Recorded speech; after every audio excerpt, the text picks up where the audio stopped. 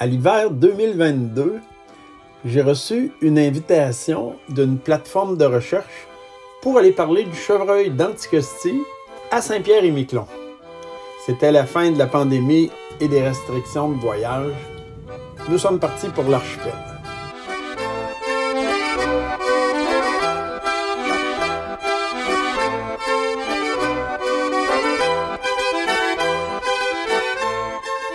Parler de chevreuil, pas de problème. Mais d'abord, je voulais voir leur terrain pour comprendre ce qui est semblable à chez nous et ce qui est différent.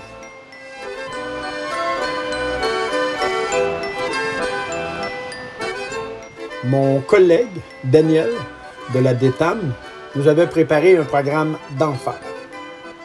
Avec Jenny et Franck, on a parcouru à peu près tous les types d'habitats. Et Marie et Éric, de la PIRES, qui nous invitaient, nous ont accompagnés dans plusieurs sorties.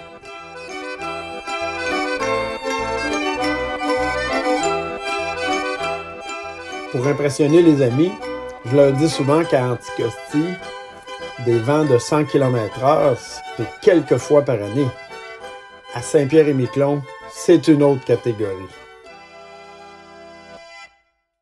13 jours de vent à plus de 105 km/h. Juste 105 km/h. Sur l'année. Ouais.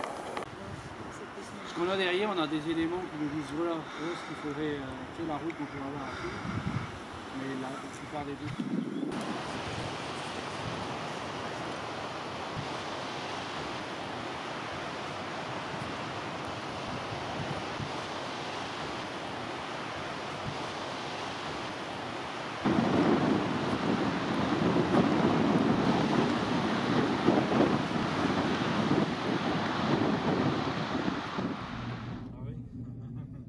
Un représentant de la Fédération des chasseurs était de nos randonnées. Mes conférences s'adressaient à tout le monde, mais je les ai préparées en pensant beaucoup aux membres de la Fédération des chasseurs, vu qu'elles participent activement à la gestion du chevreuil. Alors j'ai choisi des thèmes, des travaux, des notions qui pourraient les aider à mieux comprendre les problématiques de la relation chevreuil-forêt. L'archipel est situé 2 degrés plus au sud qu'Anticosti. Alors, on y retrouve une forêt de bouleau jaune qui est absente chez nous. On a discuté d'aménagements qui pourraient permettre sa préservation et sa régénération, qui sont pour le moment empêchés par les chevreuils.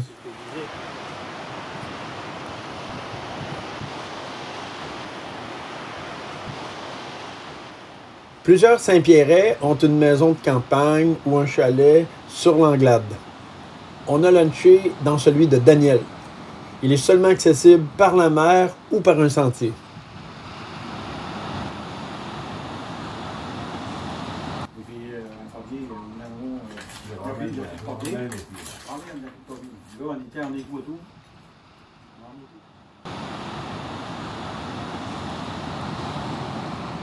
On a vu quelques exclos lors de nos randonnées. Et ils démontraient malheureusement très bien ce que le prof Tremblay m'a expliqué. Une fois que le chevreuil a bouleversé un milieu et établi un nouvel équilibre, le clôturé ne ramènera pas les essences disparues. Pour ça, il faut repartir à neuf, par exemple, après une coupe.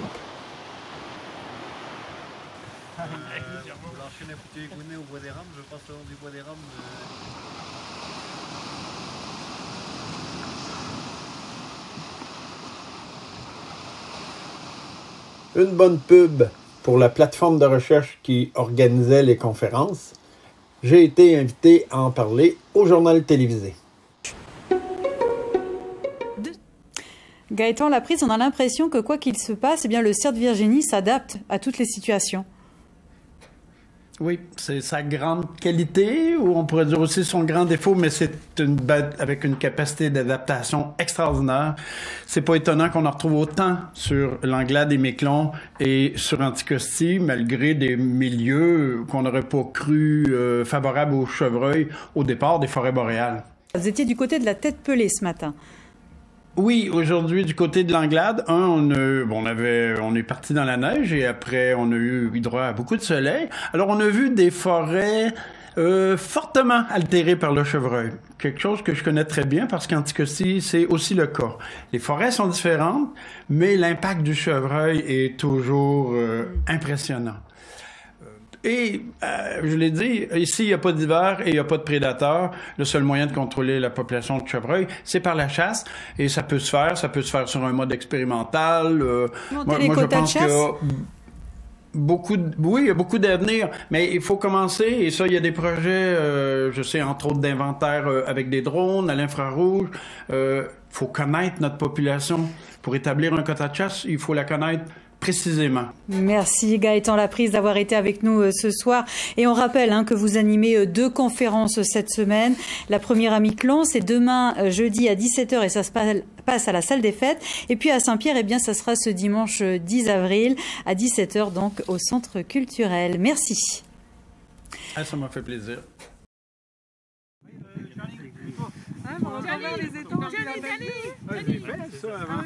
C'était pour la photo de groupe. Filmer de groupe.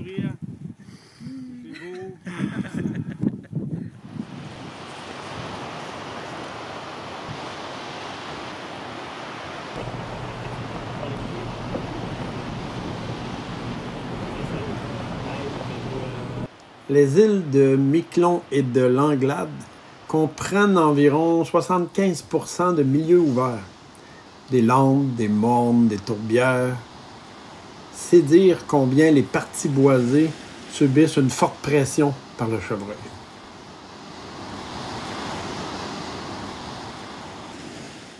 J'ai pris chez mon grand-père, j'ai noté. Il est bien le logiciel-là parce qu'on peut ajouter des légendes des en bas de la légendes. photo. Ah oui, ça permet de ne pas avoir besoin d'un nom de fichier qui fasse 1 kilomètre de long. Oui, À Miquelon, on ne pouvait manquer de rendre visite à M. Roger Etcheberry. Cet autodidacte est la référence pour l'identification des baleines de cette partie de l'Atlantique. Mais c'est aussi un spécialiste de la botanique, des oiseaux, tout ce qui touche l'histoire naturelle des îles. Il constate depuis longtemps l'énorme impact du chevreuil sur la flore. Ça, ici, là, ça me fait penser à ça. Sachant que Daniel est une bonne botaniste, il s'est amusé à lui faire identifier une plante bizarre de son herbier. C'est une autre de nos belles rencontres avec un spécialiste très généreux de ses connaissances. Et un peu retouré.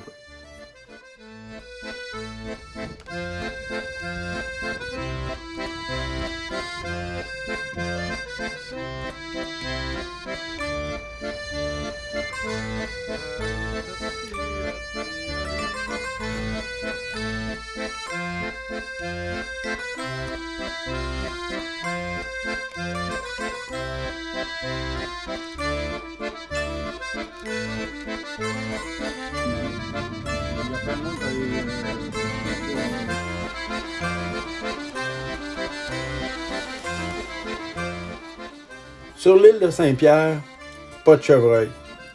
Heureusement, parce qu'à cause de sa géologie, le milieu forestier est plus pauvre.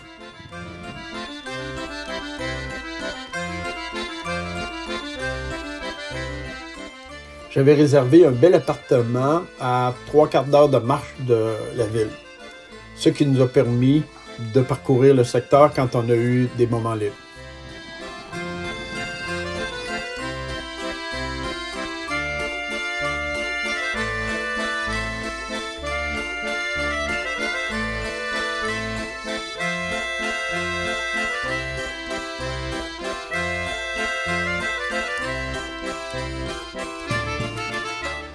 À la pointe Savoyard, il y a une belle lagune sur laquelle une plage, protégée par un brise-vent, doit sûrement être très fréquentée les beaux jours d'été.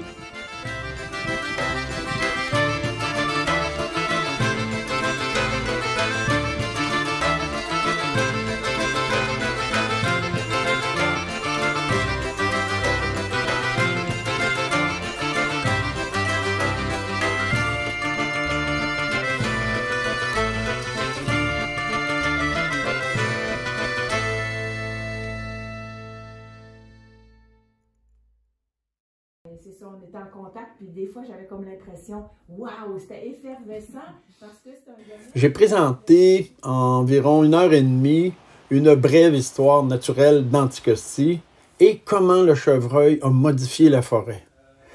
J'ai mis beaucoup d'informations sur les exclos expérimentaux qui nous ont permis de mieux comprendre les impacts du chevreuil et comment par après les très grands exclos de gestion ont permis de ramener une impressionnante biodiversité. Et bien entendu, j'ai décrit pourquoi Anticosti est le paradis de la chasse au chevreuil. Donc, il a mis ses amis à la recherche d'une île et c'est lui... En fin de voyage, nous avons fait une visite à l'école de Saint-Pierre pour parler de sciences naturelles. Et Daniel a présenté une causerie sur Anticosti au Café L'Essentiel pour notre dernière soirée. C'était la limousine et la famille Meunier avait pensé à aller chercher un peu les meilleurs exemples de ce qui se faisait ailleurs.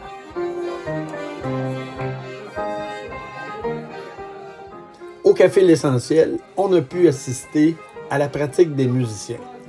Ils préparaient un spectacle de musique irlandaise parce que la Saint-Patrick avait dû être reportée pour cause de COVID.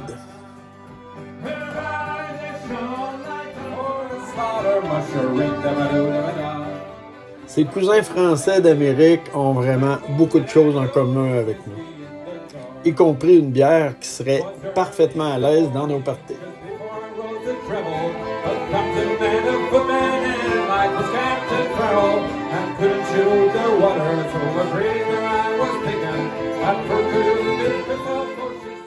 J'espère que les échanges et les discussions avec les collègues, ainsi que les conférences, ont apporté des idées qui les aideront à améliorer leur gestion du chevreuil. En tout cas, on s'est rendu compte qu'on faisait partie de la même famille d'insulaires. C'est certain qu'on va retourner se faire brasser un peu par le vent de Saint-Pierre-et-Miquelon.